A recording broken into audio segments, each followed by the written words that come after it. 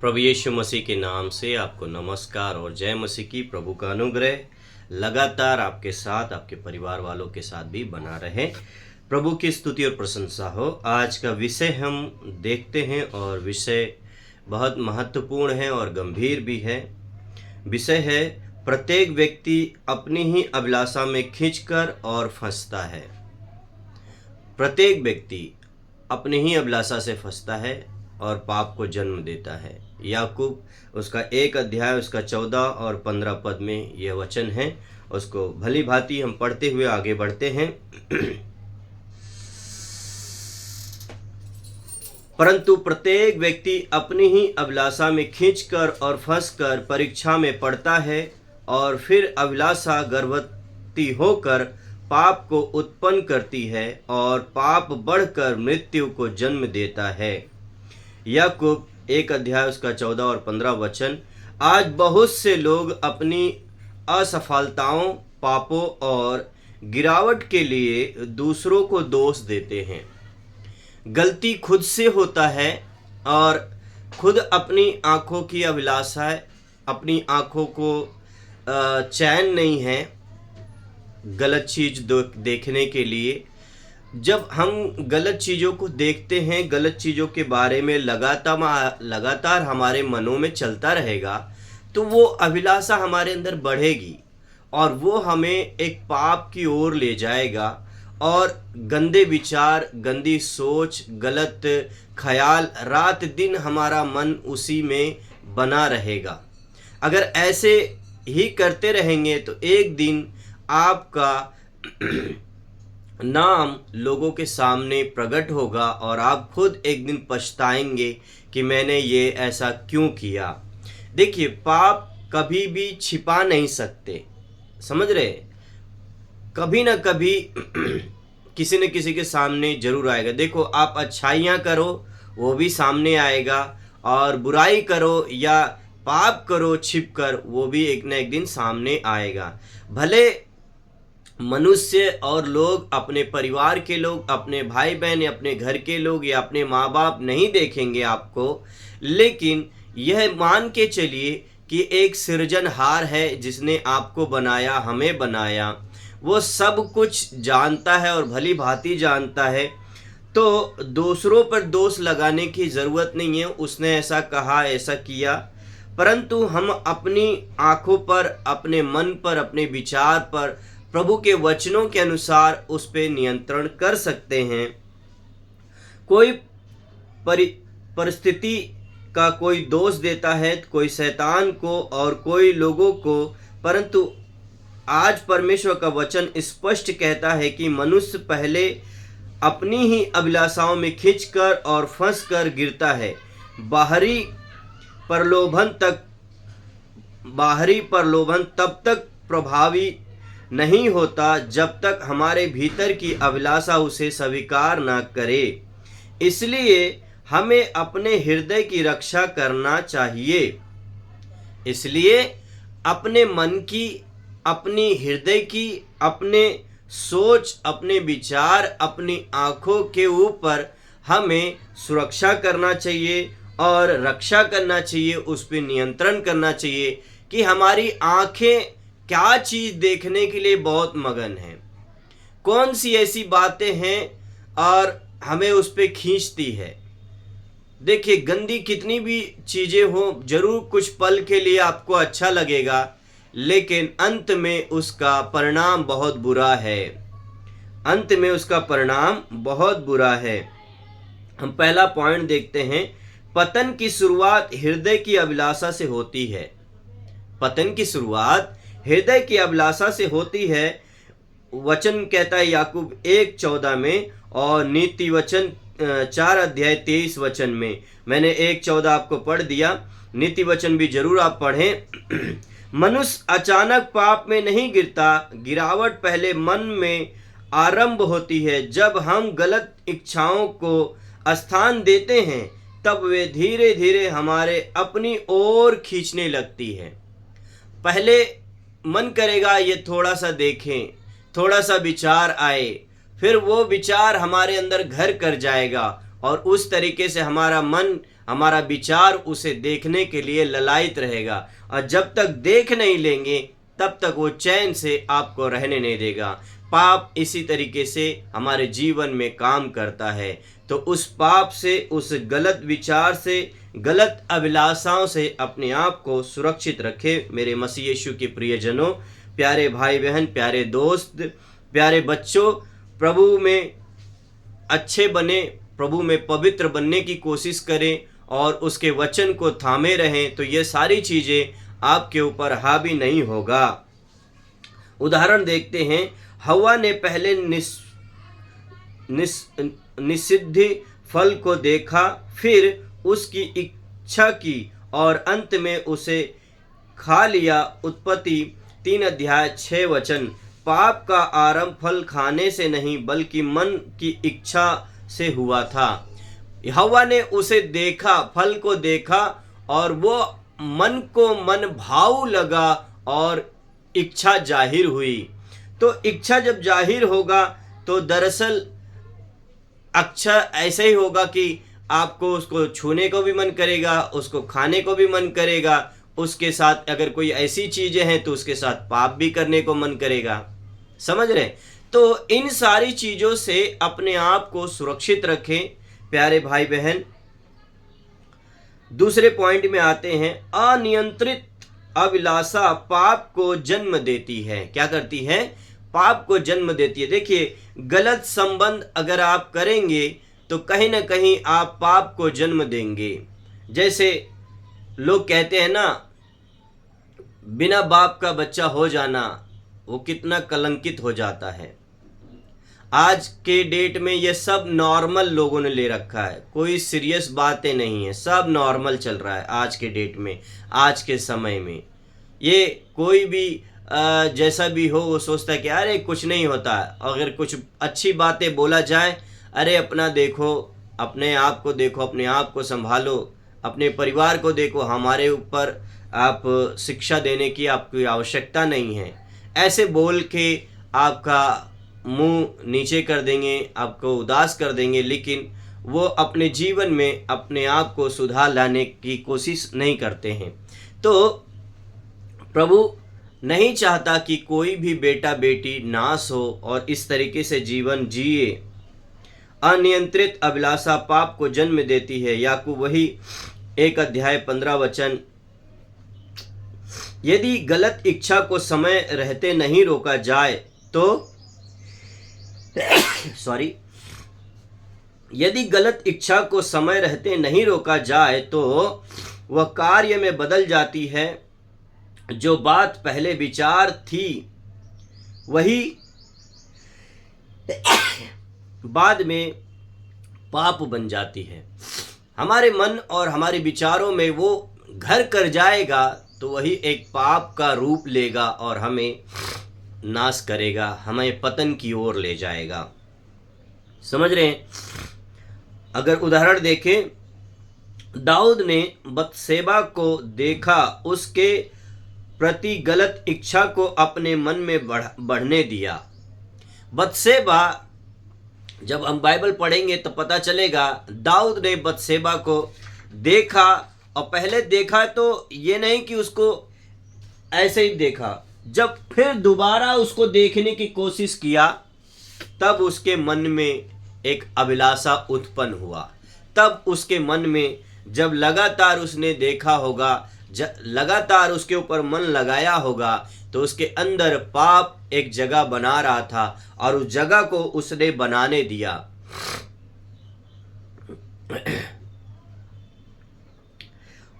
परिणाम स्वरूप वह व्यभिचार और हत्या जैसे गंभीर पापों में गिर गया। न केवल उसके साथ उसने पाप किया, परंतु उसके पति को भी वहां तक मरवा डाला। तो जब पाप अगर आपके जिंदगी में घर कर जाएगा तो आप किसी को भी नहीं देख पाएंगे। माँ कौन है, बाप कौन है, भाई कौन है, बहन कौन है, बेटी कौन है, कौन हमारे रिश्ते में क्या लगता है, तब आप किसी को नहीं देख पाएंगे। अपने बचाने के चक्कर में, अपने बचाव में लोग दूसरे का नुकसान कर जाते हैं और यहाँ तक अपने आप को भी नुकसान कर जाते हैं। 1 शमूएल उसका 11 अध्याय जब आप पढ़िएगा तो दाऊद और बतशेबा की कहानी या उसकी बातें आपको नजर आएगी। हम तीसरे पॉइंट में पहुंचते हैं। पाप का परिणाम सदैव विनाश होता है, वो कभी भी अच्छा नहीं रहेगा। आप ये सोचिए कि नहीं, जो हम कर रहे हैं, जो हम देख रहे हैं, जो हम इस्तेमाल कर रहे हैं, जो हम गंदी बातें कर रहे हैं, सोच रहे हैं, वो हमारे लिए अच्छा होगा? कतई अच्छा नहीं होगा। वो हमारे लिए नुकसान है और हमारे जीवन का एक विनाश की ओर हमें ले जाएगा। रोमियो उसका 6 अध्याय 23 वचन कहता है, याकूब 1 अध्याय 15 वचन, शैतान पाप को आकर्षित कर दिखाता है, लेकिन उसका अंत दुख और शर्म टूटन और आत्मिक मृत्यु। पाप कभी भी आशीष का मार्ग नहीं बन सकता। क्या होता है? पाप आकर्षित करता है, लेकिन उसका अंत दुख होता है, शर्मनाक होता है, शर्मिंदगी होनी पड़ती है, टूटन होता है, आपके हड्डियों में बेचैनी होगी, आपके आत्मा में बेचैनी होगी, आपका मन हमेशा छुप छुप के रहेगा। लोगों के सामने आपका बॉडी चलता फिरता शरीर दिखेगा, लेकिन आपका मन, आपका विचार, आपकी सोच लोगों से अपने आप को छुपाने की कोशिश करेगा। इसलिए छुपाएगा कि कोई मेरे अपराध को जान ना ले, कोई मेरे पाप को जान ना ले, कोई मेरे जो मैंने गलती किया है छुप कर, वो मेरे अपराधों को कोई जान ना ले। यदि जान जाएगा तो क्या आप उसके नज़रों में अच्छे बने रहेंगे? क्या उसके नज़र में अच्छे भाई बहन या अच्छे बेटे बेटियां बने रहेंगे? क्या अच्छे माँ बाप बने रहेंगे? नहीं। इंसान खाली ऊपरी मन से आपको माफ कर सकता है, लेकिन अंदर से कभी भी नहीं माफ कर पाता। कभी भी कहीं ना कहीं वो आपको अपने मन में रखेगा, अरे ये तो ऐसा ही है यार, इसको कितनी बार भी मना करो, नहीं। लेकिन प्रभु जिसके अपराध को एक बार शुद्ध करे और उसके पाप को क्षमा करे, फिर उसे कभी दोबारा नहीं देखेगा। उसे कभी दोबारा प्रभु नहीं देखेगा। समझ रहे हैं? उदाहरण देखते हैं। यहूदा इस्करियोती धन के लोभ में फंस गया। कुछ चांदी के सिक्कों के लिए उसने प्रभु यीशु को पकड़वाया और अंत में उसका जीवन विनाश में समाप्त हो गया। जरूर उसने अपराध किया, प्रभु यीशु मसीह को बेच डाला, लेकिन यहां तक उसके हिम्मत नहीं हो पाया कि प्रभु से माफी मांग ले। क्या प्रभु नहीं माफ कर सकता था? माफ कर सकता था, लेकिन प्रभु यीशु तो पकड़वाए गए थे। अगर वो आस पास होते तो वो जरूर जाते, उससे जरूर मिलते, लेकिन रोम साम्राज्य के कैद में था, उसे पकड़वाया गया था, उसे रात भर मारा पीटा गया। लेकिन अगर वो वहाँ पर होता तो मैं अनुभव करता हूँ कि यहूदा इस्करियोतियों को प्रभु मरने नहीं देता। वो जाकर उसमें इतना शर्मनाक हो गया था, इतना शर्मसार हो गया था यहूदा इस्करियोती, जाकर अपने आप को आत्महत्या कर लिया। तो वैसे ही होता है, जब आप छुप छुप के पाप करेंगे, छुप छुप के चीजें देखेंगे, तो एक न एक दिन आपको ऐसा ही भुगतना पड़ेगा। अगर इन सारी चीजों से भुगतना नहीं है तो प्रभु यीशु मसीह आपके सामने हैं। अपने अपराधों को, अपने पापों को मान ले, प्रभु आपको क्षमा करेगा, एक अच्छा जीवन देगा। अपने माँ बाप के सामने, अपने भाई बहनों के सामने, अपने लोगों के बीच में बहुत अच्छे से और प्यार से रहेंगे। कोई कमी नहीं है। एक समय है आपका, एक समय जरूर आएगा, आपको सब कुछ मिलेगा, परंतु छुप छुप के आप अपराध ना करें, आप अपराध ना करें। आज का यही विषय है कि पाप जब गर्भवती होगा तो अपराध को ही जन्म देगा। समझ रहे हैं? तो जब वह हमारे पेट में जन्म लेता रहेगा, जब वो मृत्यु को उत्पन्न करेगा, एक दिन हमें वो क्या करेगा, ऐसे कगार पे लाएगा आपका पाप कि आपको कहीं का नहीं छोड़ेगा। क्या करेगा? कहीं का नहीं छोड़ेगा। हम चौथे पॉइंट में आते हैं। विजय केवल प्रभु के निकट रहने से मिलती है, मिलेगी। विजय केवल प्रभु के निकट रहने से मिलती है और मिलेगा। वचन कहता, भजन संहिता 19 में 11 वचन और गलातियों 5 का 16 वचन। अभिलाषाओं पर मनुष्य अपनी शक्ति से विजय नहीं पा सकता। परमेश्वर का वचन, प्रार्थना और पवित्र आत्मा की सामर्थ ही है हमें शुद्ध जीवन जीने में सहायता देती है। समझ रहे? तो कृपा करके मेरे प्यारे भाई बहन, मेरे प्यारे मसीह यीशु में मित्र और छोटे बड़े बच्चे, प्रभु में सावधान हो जाओ। कभी भी अपने आप को पाप के रास्ते पे मत ले जाओ। छुप छुप के अपराध मत करो, छुप छुप के गलत चीज़ें को मत देखो। आज बहुत सारे बेटे और ऐसी बेटियां, बहुत सारे ऐसे भाई और ऐसे बहन, बहुत सारा ऐसा परिवार है जो छुप छुप कर बहुत सारी चीज़ों को देखते हैं और अपने शरीर का नुकसान करते हैं। तो ये सब ना करें, क्योंकि आपको बनाने वाला प्रभु परमेश्वर लगातार आपको देखता है। आप मत सोचो कि मुझे कोई नहीं देखता है। अंधेरे में हो या उजाले में हो, परमेश्वर आपको हमेशा देखता है। आप मनुष्यों से, अपने माँ बाप से, अपने भाई बहन से, अपने मित्र से, अपने लोगों से आप छुपा सकते हैं, परंतु परमेश्वर से कहाँ छुपा पाएंगे। वो आकाश और पृथ्वी और समंदर सब कुछ उसके सामने सब खुल्लम खुल्ला है। आप मत सोचो कि मैं क्या देख रही हूँ, मैं क्या देख रहा हूँ, मुझे कोई नहीं देखता, मुझे कोई नहीं जानता। तो कृपया करके मेरे प्यारे भाई बहन, मेरे प्यारे मसीह यीशु में बच्चे, प्यारे मित्रगण, आपको प्रभु का अनुग्रह लगातार सामर्थ्य देते रहे। आप ऐसे अपराध में ना पड़े। ये अपराध बहुत बड़ा है। आप जरूर, आपको अच्छा लग रहा होगा देखने से, वैसा काम करने से आपको कुछ पल के लिए मज़ा आता होगा, परंतु ये बहुत बड़ा दुख की बात है। समझ रहे हैं? तो प्रभु का वचन हमें बहुत भली भांति सिखाता है। हमें शुद्ध जीवन जीना है तो मसीह यीशु ही हमारा एकमात्र है जो हमारे जीवन को शुद्धता में लाएगा। जब हमारा मन प्रभु में लगा रहता है तब पाप की शक्ति कमज़ोर पड़ जाती है और आत्मिक जीवन मजबूत होता है। अपना मन, अपना विचार, अपनी भावना यदि प्रभु के वचन में जरूर लगाएंगे, उसके गीतों में लगाएंगे, तो जरूर प्रभु आपको मदद करेगा और आपके जीवन में वो पाप आपके ऊपर हावी नहीं हो पाएगा। कृपा करें, मैं आपसे हाथ जोड़ के विनती करता हूँ, प्लीज़ ऐसा ना करें, ऐसा ना करें, ऐसा ना करें, क्योंकि एक दिन बहुत बड़ा नुकसान आपका होगा। मनुष्य सबसे बड़ा शत्रु कई बार नहीं मनुष्य का सबसे बड़ा शत्रु कई बार बाहर नहीं, बल्कि उसके अपने हृदय के भीतर छिपी हुई गलत अभिलाषाएं होती है। इसलिए हमें केवल हमारी पापों से नहीं, बल्कि उन इच्छाओं से, उन अभिलाषाओं से, उन मन की भावनाओं से, उन मन की कल्पनाओं से, उन आँखों को देखने से जो देख रहे हैं लगातार, उन ऐसी बातों से, इच्छाओं से भी हमें सावधान रहना है जो पाप को जन्म देती है। यदि हम अपने हृदय को परमेश्वर के अधीन ना रखें तो वह हमें गिरने से कभी कैसे बचा पाएगा।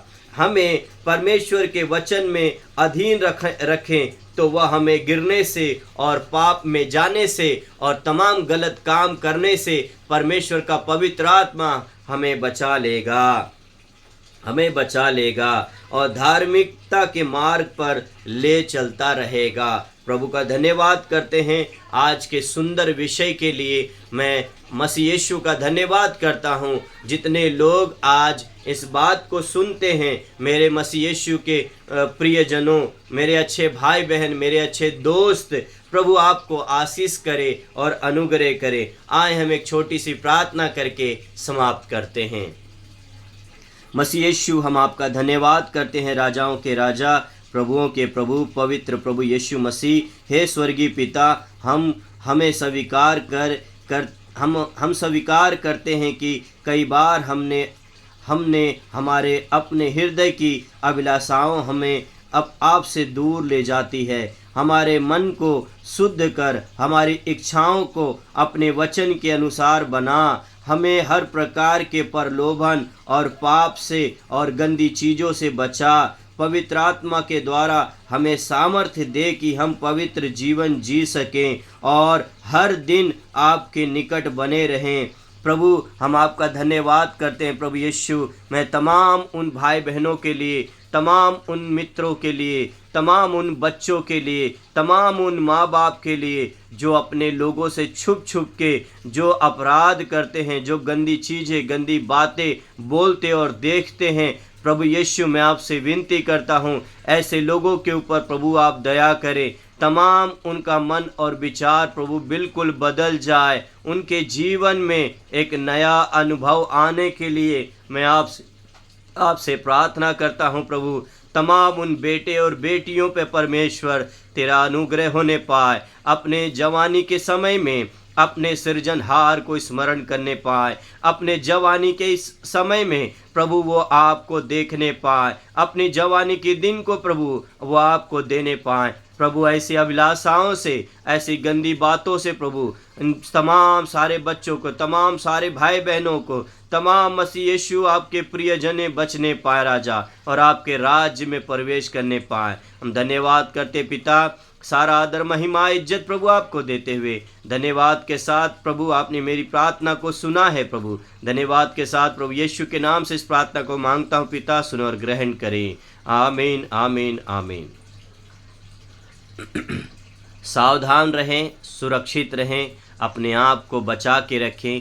आपका अपना कोई है जो आपसे प्रेम करता है। ऐसे वस्तुओं से, ऐसी गंदी बातों से, गंदी सोच और विचारों से दूर रहें। प्रभु आपसे बहुत प्यार करता है, प्रभु आपसे बहुत प्यार करता है। जय मसीह की। धन्यवाद।